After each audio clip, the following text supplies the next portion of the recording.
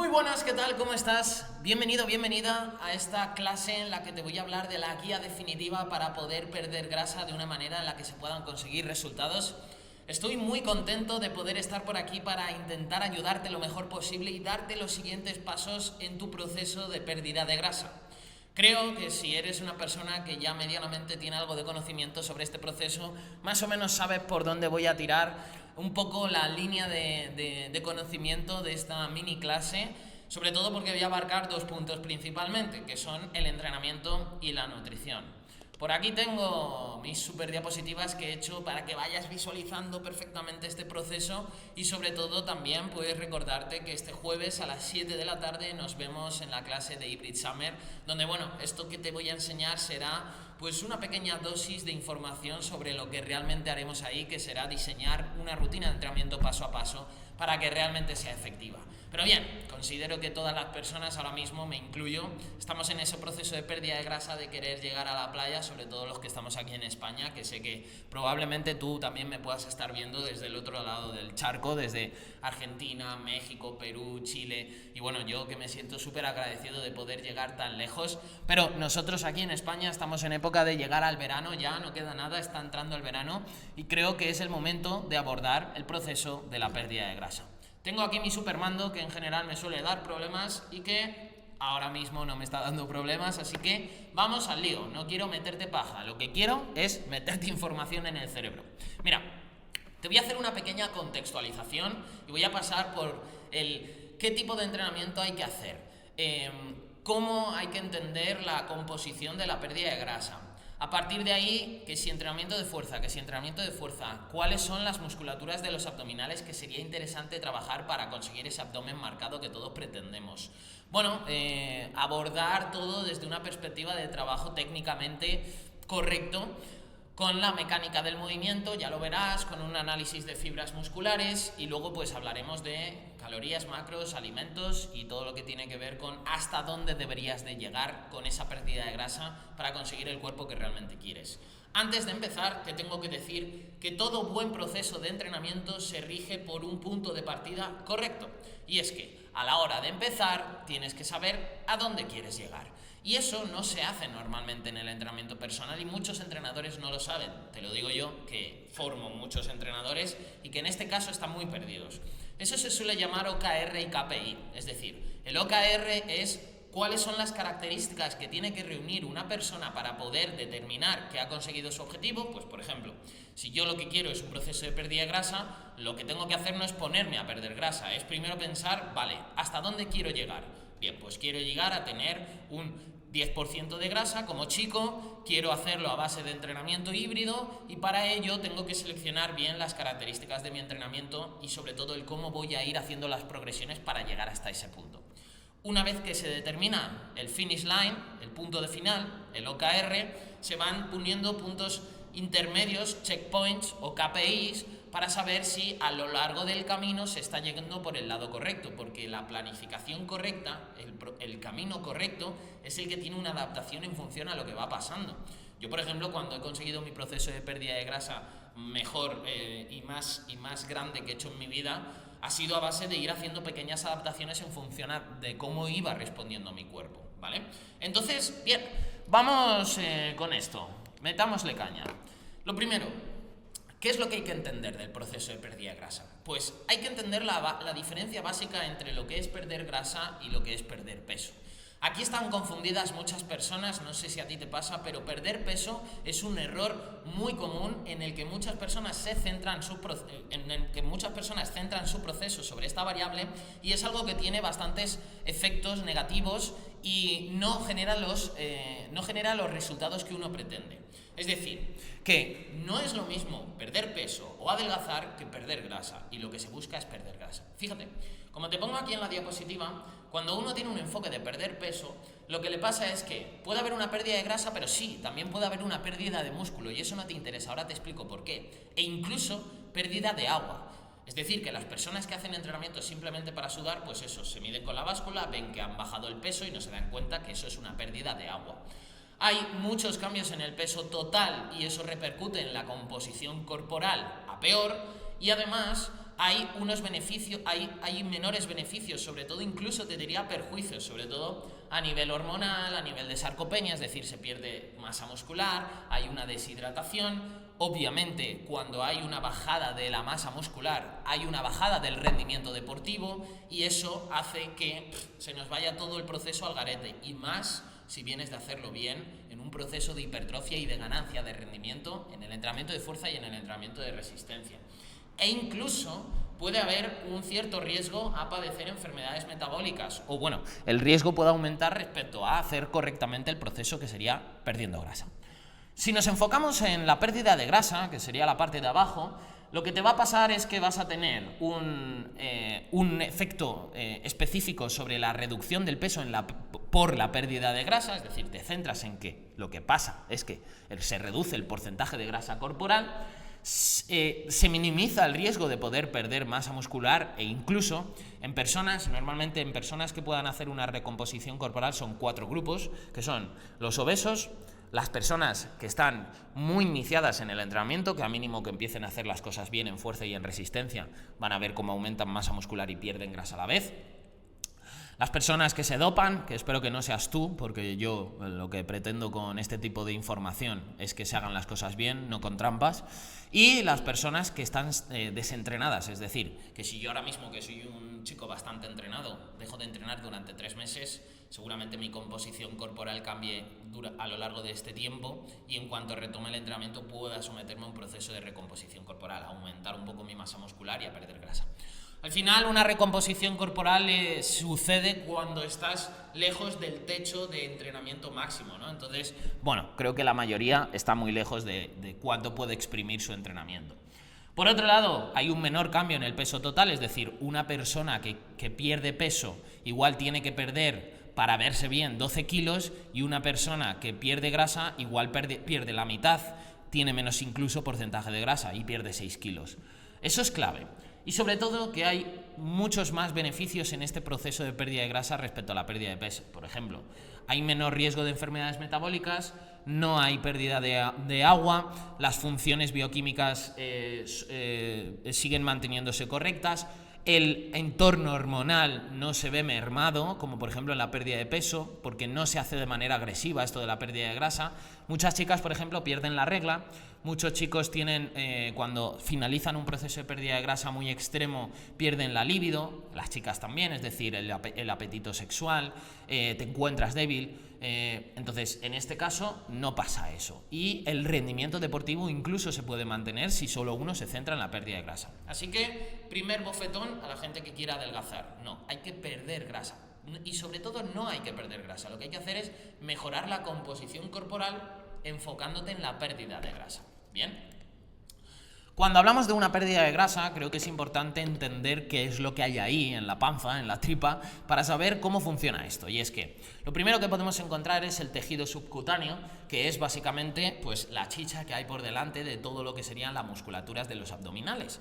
Y bueno, en las personas que pueden tener más porcentaje de grasa, esa primera capa que ves por arriba puede tener un mayor grosor, ¿no? Y por otro lado está la musculatura de los abdominales, ¿no? Que a partir de aquí se genera el típico debate de, claro, es que se generan dos posiciones de polos, ¿no? Cuando las personas se centran únicamente en un déficit calórico para que se le marquen los abdominales, y los que solo piensan que para que se te marquen los abdominales hay que hacer muchísimos abdominales. Y estos son dos pensamientos polarizados que no están unidos por algo que sería la lógica, que es, coño, no hay que pensar en una u otra, hay que hacer las dos. Es decir, sí, si tienes que elegir entre hacer muchos abdominales o centrarte en el déficit calórico, obviamente te voy a decir que te centres en el déficit calórico para ir quitando esa primera capa y que se te marquen los abdominales. Pero la musculatura de los abdominales hay que trabajarla como la musculatura del pectoral o del glúteo. Es decir, que lo lógico de esto es estar en un proceso de déficit calórico, ir perdiendo grasa poco a poco, pero centrarte en hacer un entrenamiento correcto de abdominales para que se vayan desarrollando, se vayan hipertrofiando, que también se pueden hipertrofiar, y que se marquen antes y tengan una forma mucho más bonita y mucho más estética. Entonces, coño, hay que reunir las dos, déficit y entrenamiento de abdominales correcto. ¿Cómo puedo plantear el entrenamiento correcto de un proceso de pérdida de grasa? Bien, mira, fíjate, en esta gráfica que te muestro, que esto es de un libro que es bastante interesante, que nos habla acerca del entrenamiento híbrido, del entrenamiento concurrente que se conoce en el mundo de la ciencia, nos compara 3 grupos de personas. Arriba a la derecha tienes body mass, fat mass y fat free mass, que básicamente tiene que ver con masa muscular, masa grasa y masa libre de grasa. Y bueno, cuando se comparan los 3 tipos de grupos, la muestra son 3 tipos de grupos que hacen distintos tipos de entrenamiento. Los que hacen entrenamiento de resistencia, los que hacen únicamente entrenamiento de fuerza y los que hacen únicamente entrenamiento concurrente, entrenamiento híbrido. ¿Qué se ve con los que hacen entrenamiento híbrido? Pues que en comparación a los que hacen entrenamientos unitarios, por así decirlo, el que hace entrenamiento híbrido puede perder mucha más grasa que únicamente el que hace fuerza, puede ganar mucha más masa muscular que únicamente el que hace resistencia y por lo tanto la composición corporal al final es una composición corporal con un resultado mucho mejor.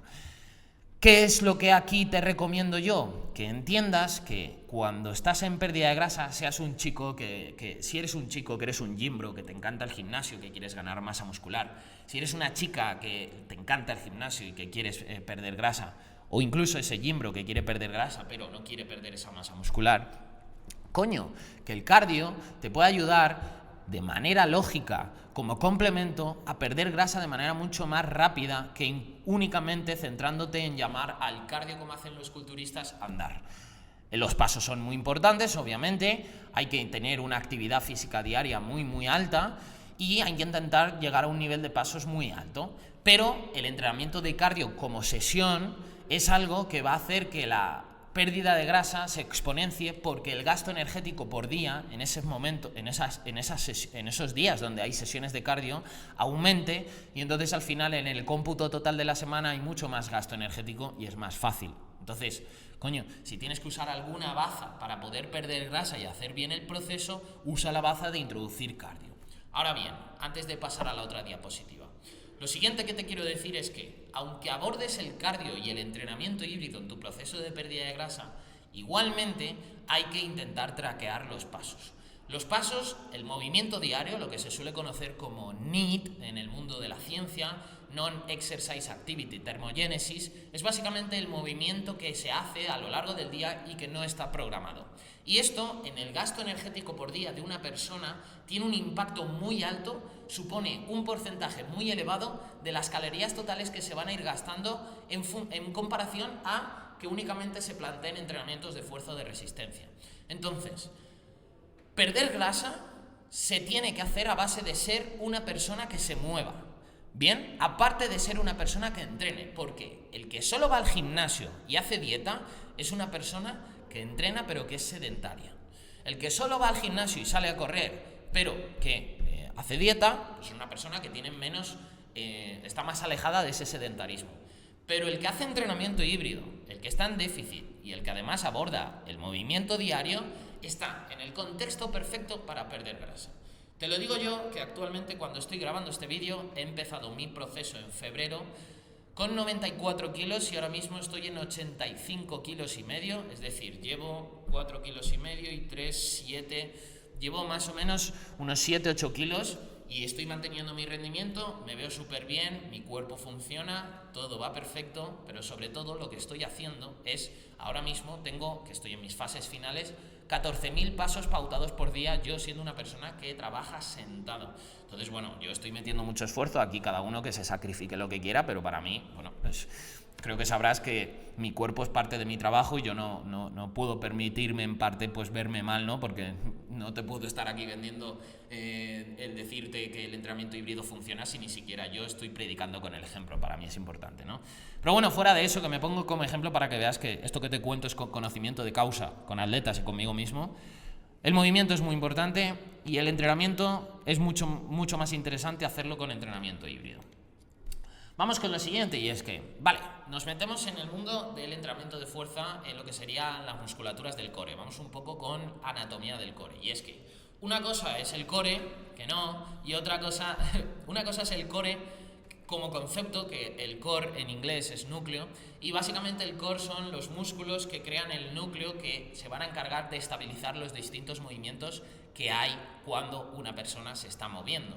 Porque el cuerpo tiene algo muy interesante y es que tiene un tronco con unos músculos que se suelen asociar como con una caja, que es lo que puedes ver por ahí, que está el diafragma por arriba, por abajo el suelo pélvico, y luego están los erectores espinales en la parte trasera y los abdominales por la parte delantera.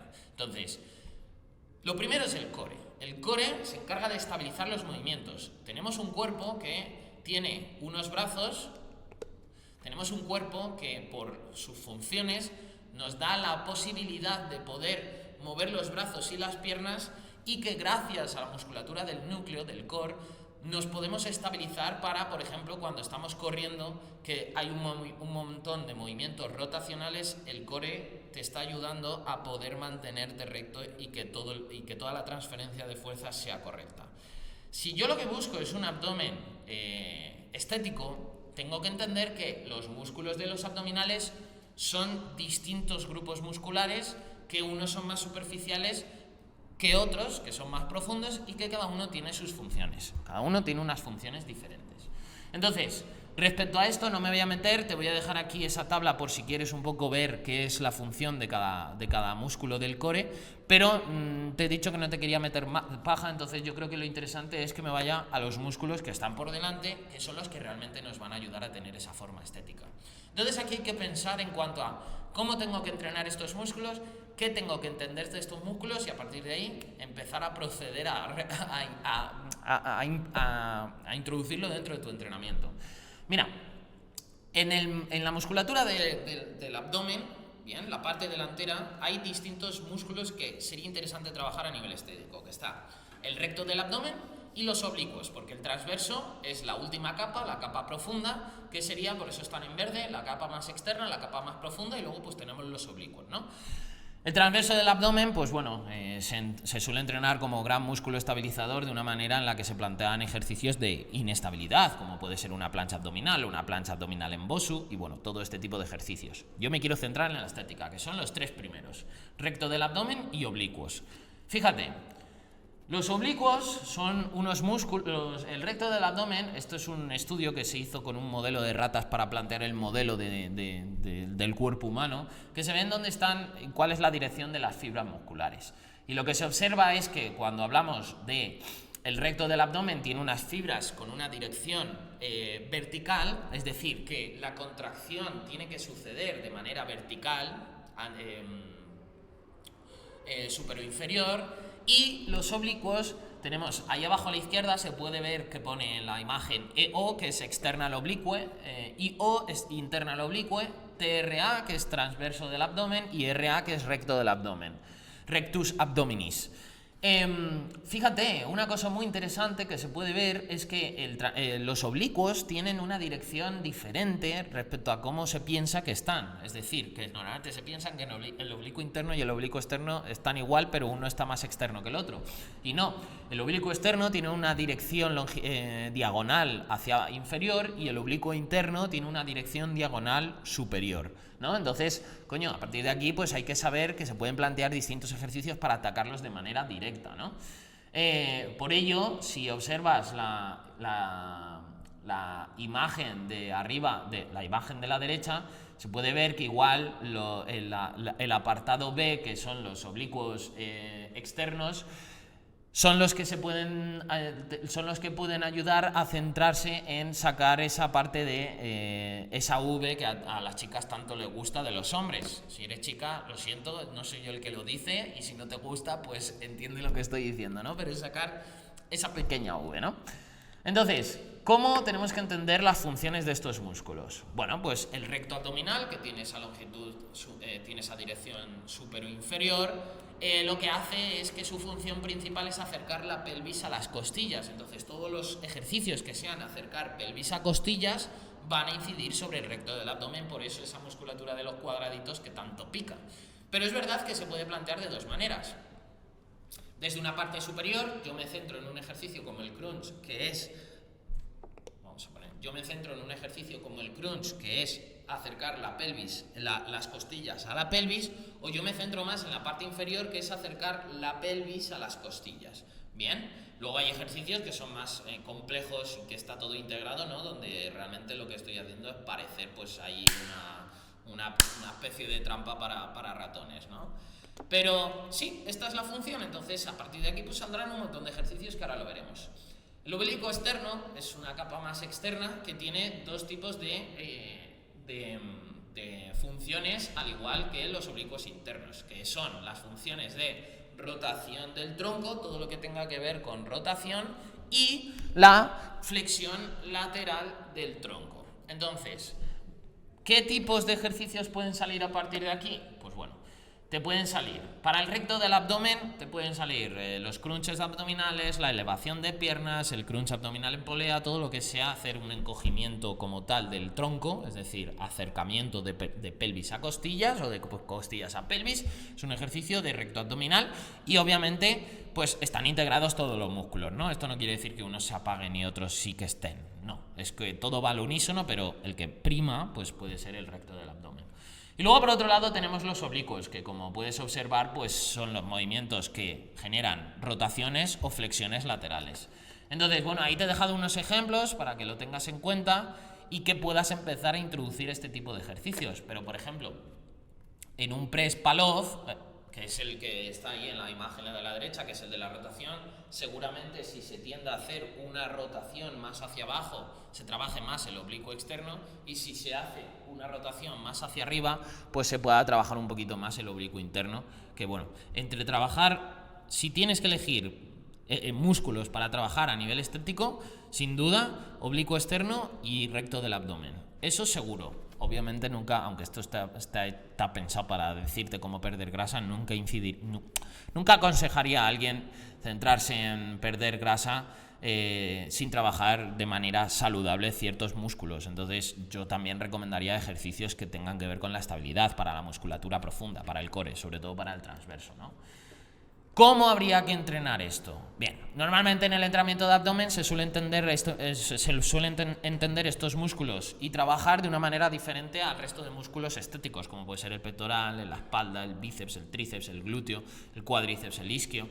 Y es que esto no tiene sentido. Te recuerdo que la musculatura del abdomen, el recto del abdomen o el oblicuo están dentro de tu cuerpo, o sea que no vienen de Marte. Entonces hay que entrenarlos igual y eso pasa por saber a nivel de volumen cuántas series a la semana se están planteando. Esto es de Mike Israetel, la tabla de la derecha, que más o menos en el core nos dice que nos podemos mover entre unas 16 o 20 series. Yo te recomiendo siempre que más o menos pruebes entre 10, 12 y 15 series al principio. Es mejor empezar poco a poco que quedarte sin margen siempre en lo que tiene que ver con un proceso de entrenamiento. Y sí, esto es por grupo muscular, es decir, que se pueden destinar a la semana, que es la recomendación que yo daría, unas 10-12 series efectivas, es decir, 10-12 series intensas cerca del fallo muscular para el recto del abdomen y 10-12 series intensas cerca del fallo muscular para el oblicuo externo. Entonces, sí, esto es la cantidad de series, el volumen. Y ahora vamos con la calidad de las series, que es la intensidad. Normalmente aquí es donde se falla, que es no se llega nunca al fallo muscular. En los ejercicios de abdomen siempre se intentan hacer muchísimas repeticiones y aunque eso conlleve fallo muscular, no es eficiente. Hay que ser eficientes. Entonces, ¿por qué es más interesante, en vez de hacer un ejercicio de crunch abdominal en la polea, en vez de hacerlo con el peso corporal? Pues porque con el peso corporal seguramente puedas hacer 45 crunches y con una polea pues te puedas mover entre 15 y 20 repeticiones y estar en el fallo muscular, es decir, coger peso como con cualquier otro músculo y estar cerca del fallo muscular, joder. Entonces, yo la recomendación que doy es que en los ejercicios de abdomen, para estar cerca del fallo muscular, las repeticiones ideales suelen estar entre 15, 20 y 25 repeticiones en el fallo, porque son ejercicios que técnicamente son muy complejos. Es decir, un ejercicio de crunch abdominal en polea a 5 repeticiones, ya te digo yo que técnicamente va a estar muy mermado. Recomiendo subir las repeticiones y con ello habrá que bajar el peso y la técnica de entrenamiento será perfecta. Así que fallo muscular, cantidad de series para recto y para oblicuo externo y sobre todo ir poco a poco, como te decía, porque ahí como ves a la izquierda, en esta gráfica de la izquierda, es que si empiezas añadiendo muchísimas series, el cuerpo tiene algo muy interesante que es la adaptación y que te vas a quedar sin margen y por lo tanto vas a tener que ir subiendo porque se va a ir adaptando. Así que mejor empezar poco a poco. ¿Bien? Una vez tenemos eso claro, que es por parte del entrenamiento de fuerza, tenemos que abordar el entrenamiento de resistencia. Y es que sale el famoso debate de qué sería mejor para un proceso de pérdida de grasa.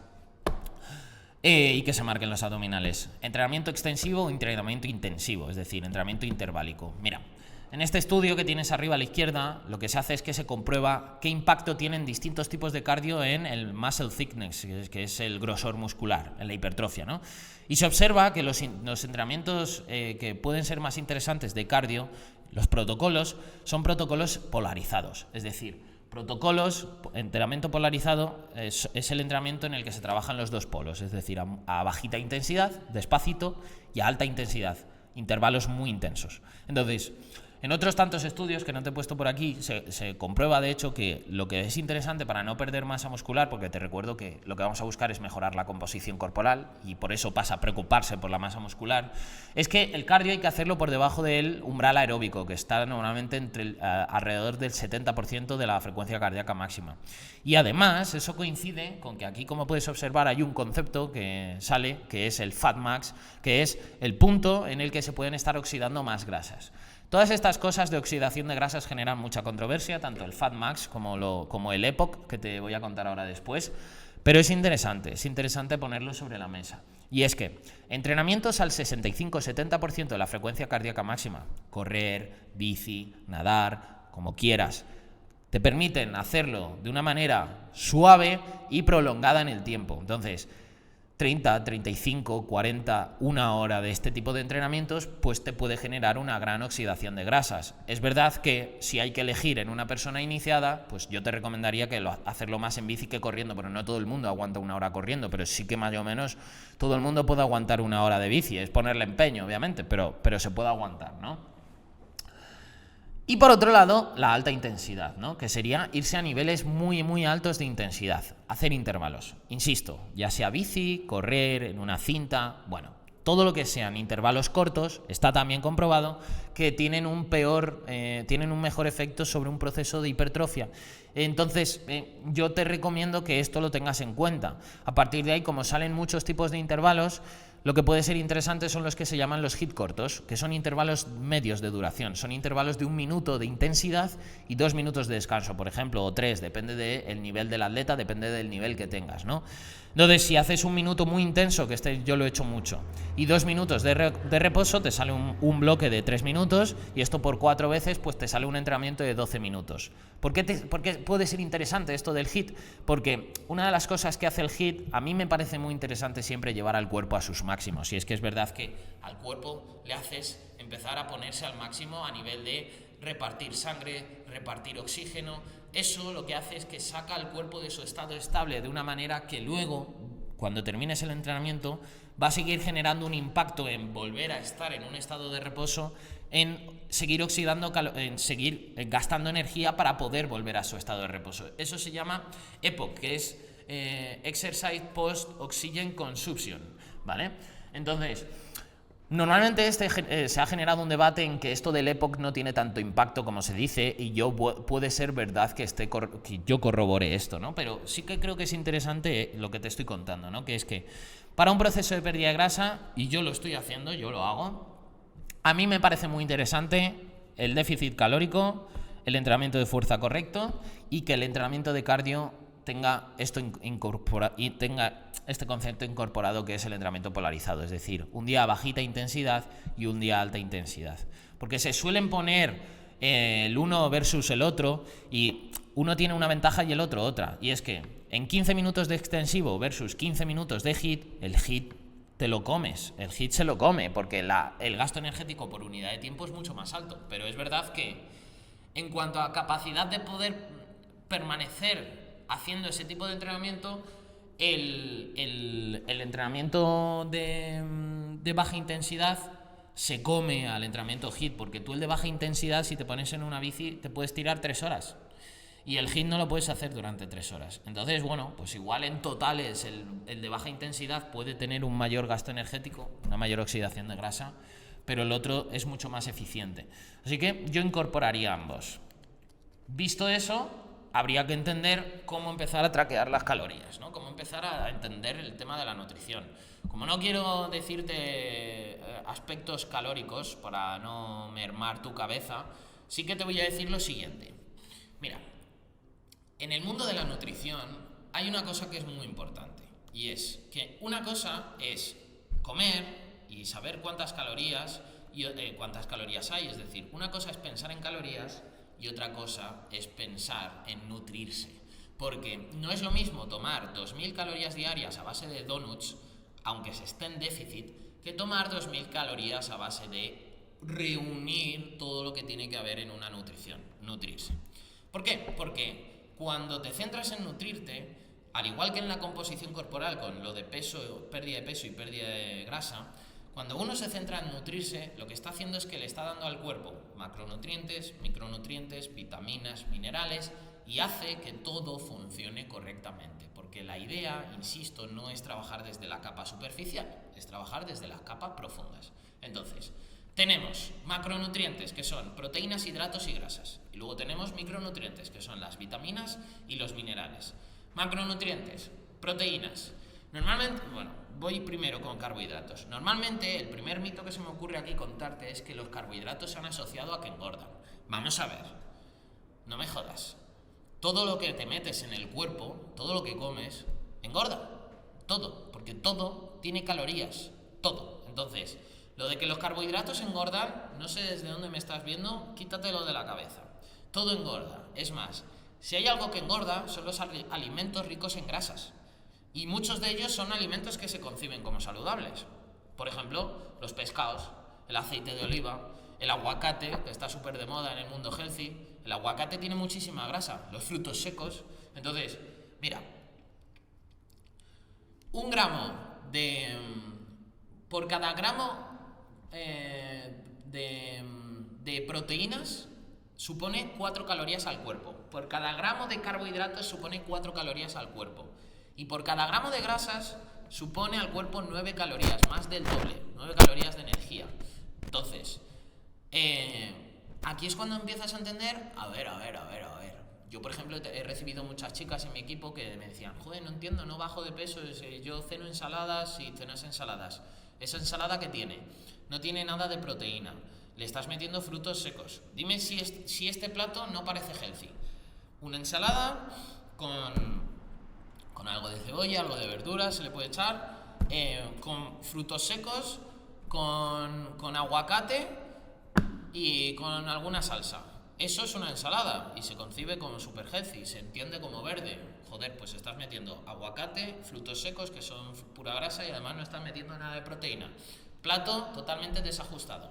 Entonces, yo a que te invito aquí, por eso no te estoy hablando de traquear las calorías, porque creo que tengo que dar herramientas y conocimientos prácticos. Yo aquí a lo que te invito es a que la comida diaria y los platos diarios estén bien estructurados.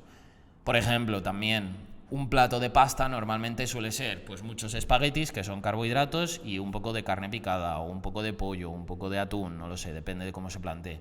Es que normalmente un plato bien planteado es al revés, que tiene sus filetes de pollo con pasta de acompañamiento. Bien.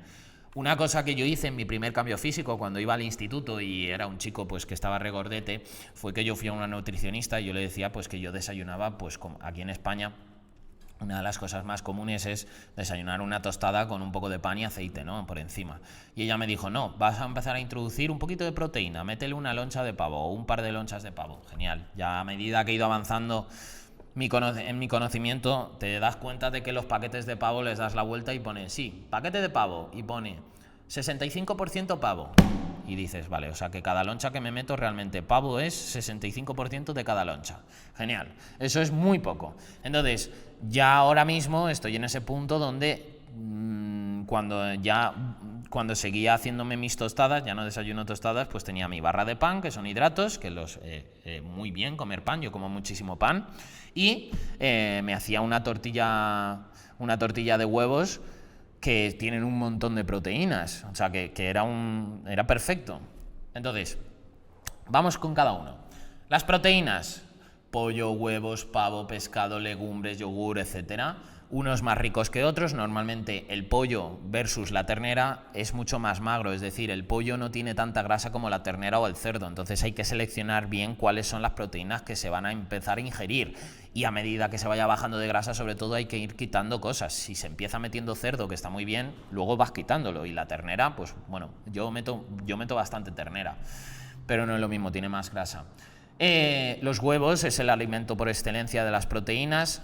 No tanto la yema, que tiene más grasa, sino la clara de huevo, que es la que reúne todos los aminoácidos esenciales. Es el alimento proteico por excelencia que se lleva todos los puntos. Por eso los culturistas pueden haber manchado tanto el tema de las claras por hacer barbaridades con ellas, ¿no? Una de las cosas que tienen muy interesantes las proteínas es que generan mucha saciedad, y esto es muy interesante para no pasar hambre. Las proteínas son el alimento clave para un proceso de pérdida de grasa. Los carbohidratos, pan, pasta, patata, arroz. Es verdad que el arroz por cantidades en un proceso de pérdida de grasa no acaba siendo lo mejor del mundo. Sí que está muy bien, pero cuando ya intentas llegar hasta el final, como estoy yo ahora no meto nada de arroz, porque cuando te dicen, vale, voy a hacerme una taza de arroz, ¿no? Y 100 gramos de arroz realmente es esto, ¿no? Y son X calorías. Las mismas calorías de 100 gramos de arroz son 600 gramos de patata, que son 3 patatas. Entonces, esto de arroz, yo para eso no me hago arroz. Nunca me estoy haciendo arroz, la verdad. Pero sí, ahí lo tienes. Eso es un poco lo que te puedo contar. Y el arroz, por ejemplo, en hipertrofia está muy bien, porque el arroz, como te digo, si te haces un vaso de arroz estás metiendo un montón de calorías limpias de un hidrato muy bueno y que te ayudan a poder coger peso, ¿no? Carbohidratos es la gasolina del cuerpo, la fuente principal del cuerpo, o sea que si no metes carbohidratos no vas a poder rendir bien en el gimnasio, perderás músculo, etc. Todo va un poco en un proceso en cadena. Y grasas, pues las grasas son fundamentales para mantener las funciones vitales del cuerpo, como entre ellas regular las hormonas. Así que, pues creo que ya has entendido que en tu día a día tiene que haber proteínas, hidratos y grasas. ¿Bien? ¿En qué cuantía total del día? Mira, normalmente se hace que del 100% de calorías de un día, y esto tal cual lo estoy haciendo yo y tal cual lo hacen mis clientes y tal cual lo he hecho yo con un atleta, un culturista natural, del 100% de las calorías del día, de todo lo que se introduce en el día, el 50% suelen ser carbohidratos. Arroz, pasta, patata, boniato, pan, el 50%. El otro 50% se divide en que un 30-35% son proteínas, y aquí es donde todo el mundo falla. Normalmente la gente come platos sin meter proteínas, se hace pasta sin meter proteínas, se hace ensaladas sin meter proteínas, se hace tostadas sin meter proteína. Las proteínas están súper mal planteadas en lo que es la nutrición de los seres humanos. Tiene que ser un 30-35%, y esto se traduce en que todos los platos que comas en tu día tienen que tener proteínas. Tostada con tortilla, macarrones con pollo, la cena, patatas con pollo, con pescado, todos. Y luego te quedarían un 15 o un 20% que son para las grasas. Yo meto frutos secos, por ejemplo, pues a veces la ensalada le meto aceite de oliva también, pues semillas, hay pescados como el salmón que tienen más grasa, como el atún, como los pescados azules, ¿no? El aguacate, que es súper healthy, pues el aguacate es un alimento graso. Y esto no es nada negativo, o sea, yo aquí te estoy hablando de la hostia que molan, cómo molan, o sea, cada alimento tiene sus cosas. Las grasas, que no es malo, joder, que las grasas te ayudan a que el cuerpo funcione. Creo que esto o sea, en la cabeza de las personas posiblemente estés viendo esta tabla como si estuviese roja en tu cabeza de calorías. No, tío, que esto ayuda a que tu cuerpo funcione bien, ya está, hay que meterlo todo, pero hay que meterlo en su justa cantidad. Entonces, el consejo que yo le doy a muchos clientes que no quieren saber las calorías exactas, y eso lo entiendo, es que en todos los platos tengas esa regla, ¿no? Que es el 50% más o menos sean carbohidratos, el 30% del plato sean proteínas, y luego dejarle un poco pues a las grasas. A partir de ahí, yo siempre recomiendo que se saque de la ecuación esto que te voy a decir, que es las frutas y las verduras, que son los micronutrientes, vitaminas y minerales. Pues un poquito de postre con una verdura, con un postre que suponga pues una fruta, y introducir dentro de ese plato de 50% hidrato, 30% prote y el resto de esa de grasa, introducir algo de verduras. Y eso es top. Yo, por ejemplo, no he tenido una relación muy buena con las verduras, y bueno, las introduzco poco a poco, y mi cuerpo funciona correctamente. Y en todas las comidas haz esto, en todas haz esto. Por lo menos en las principales, desayuno, comida y cena. Y verás cómo tu cuerpo empieza a cambiar por completo. Y donde más seguramente puedas estar fallando es en la cantidad de proteínas que ingieres al día. Donde más. Mi padre, mi hermano, mis primos, la gente que trabaja, muchos de los que están en fitness híbrido, yo lo veo, si es que lo veo todos los días y lo sé, pues te lo digo con conocimiento de causa. Y bueno, entonces ya una vez se ha pulido la nutrición hay que saber un poco hasta dónde llegar, ese OKR que te decía, ese punto final, ¿no? Que es que hay que saber que los chicos y las chicas tenemos distinta distribución de la grasa y por lo tanto las chicas tienen más grasa que los chicos, por lo que el porcentaje de grasa al que llegar es diferente. Los chicos, yo el año pasado llegué en un proceso a 8% de grasa y ya me veía en eso que te decía que baja la libido, el apetito sexual, que estaba débil, etcétera. Entonces yo suelo recomendar un punto saludable que está entre el 10-12%, creo que es clave y creo que ahí sí te funciona el cuerpo y se te ve muy muy bien. Y en las chicas un 20-22% de grasa también es un punto bastante paralelo a lo que sería lo que te estoy comentando con los chicos. A partir de ahí, si quieres seguir bajando, pues tienes que saber que efectos secundarios seguramente puede haber. De hecho, hay mucha gente que viene del culturismo natural que ahora está divulgando y está comentándonos la realidad de lo que hay cuando uno pues lleva su cuerpo al límite, ¿no? Que no es lo que se busca y porque te pasa de todo y tu cuerpo no funciona. Hay que hacerlo con calidad. Entonces, para conseguir esto, y es lo último que te diría, te digo dos cosas. Uno, si partes de un punto bastante malo, te digo que tocando bien la nutrición y el entrenamiento, en cuestión de 6 semanas tu cuerpo se ha hackeado. Esto no se consigue así, o sea, esos porcentajes no se consiguen, pero tu cuerpo cambia por completo. El impacto que generas en tu cuerpo cuando de repente pasas de hacerlo mal a hacerlo muy bien, en 4 o 6 semanas te digo yo de verdad que vas a ver cambios físicos muy notorios. Pero tienes que hacer correctamente el tema de la nutrición y tienes que diseñar correctamente tu rutina, que para algo vamos a hacer la clase del jueves. Y lo segundo que te diría, en un proceso muy bien planteado, hay que hacerlo con un margen de tiempo correcto. Yo suelo empezar mi cambio físico de pérdida de grasa normalmente en enero o febrero, porque quiero ir con 5 meses de margen y hacerlo muy despacito para no perder mi rendimiento, seguir con mi press de banca, mis dominadas, mi entrenamiento de carrera y mi masa muscular y solo centrarme en perder grasa. Así que llegados hasta aquí, creo que solo me queda decirte que muchísimas gracias por confiar en mí. Creo que no soy consciente, por mucho tiempo que lleve ya dedicándome a las redes sociales, de a cuánta gente alcanzo y del impacto que tengo sobre las personas. Vengo del gimnasio de entrenar antes de grabar esta clase y una chica me había parado y me estaba comentando que gracias a mis vídeos pues que había cambiado su manera de entrenar y que lo había hecho pues simplemente viendo los vídeos, guardándoselos, y es algo que creo que digo poco, que tengo que empezar a decir más, que es que de verdad, que muchísimas gracias por confiar en mí y por estar ahí siempre. Y sé la responsabilidad que tengo con todo lo que digo y lo intento decir de la mejor manera posible para comunicar de manera limpia y sencilla y sobre todo decir cosas responsables. No te quiero decir gilipolleces ni vender mierdas, ¿vale?